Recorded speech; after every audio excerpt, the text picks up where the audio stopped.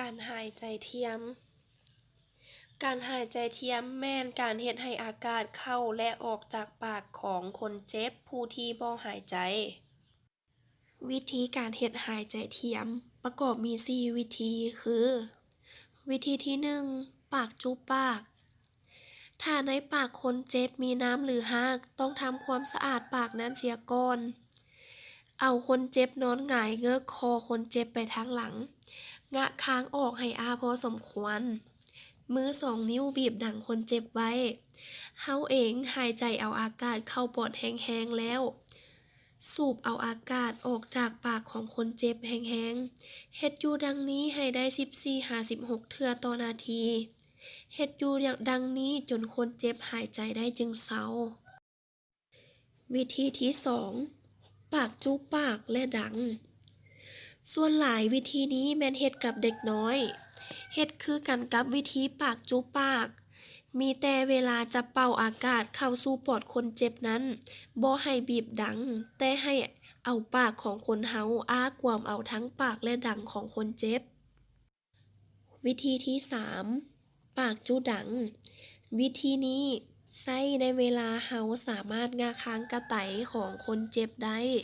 เฮ็ดคือกันกับวิธีปากจุปาก แต่เฮาเอาปากจุใส่ดังของคนเจ็บเท่านั้น และวิธีสุดท้ายสำหรับวิธีนี้แม่นเอาคนเจ็บนอนคว่ำ เอาหัวของคนเจ็บเต็งใส่มือทั้ง2 เบื้อง ปิ้นหน้าไปทางข้าง ผู้ที่จะให้การช่วยเหลือ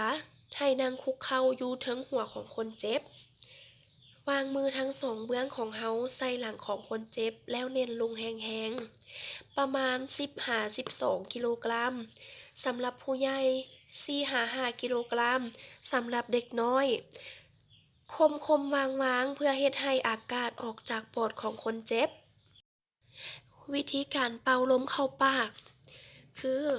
จัดท่าคนเจ็บนอนหงายหัวต่ำ แก้เสื้อผ้าให้หลม แข้งหน้าไปข้างใดข้างหนึ่งแล้วทำความสะอาด ปากถ้ามีแคลปลอม เศษอาหารออก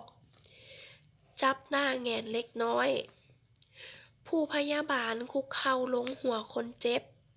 ใช้มือข้างใดข้างหนึ่งบีบดั่งคนเจ็บไว้ เปิดปากคนเจ็บ สูบลมหายใจเข้าแรงๆ แนบปากลงกับปากคนเจ็บแล้วเป่าลมเข้า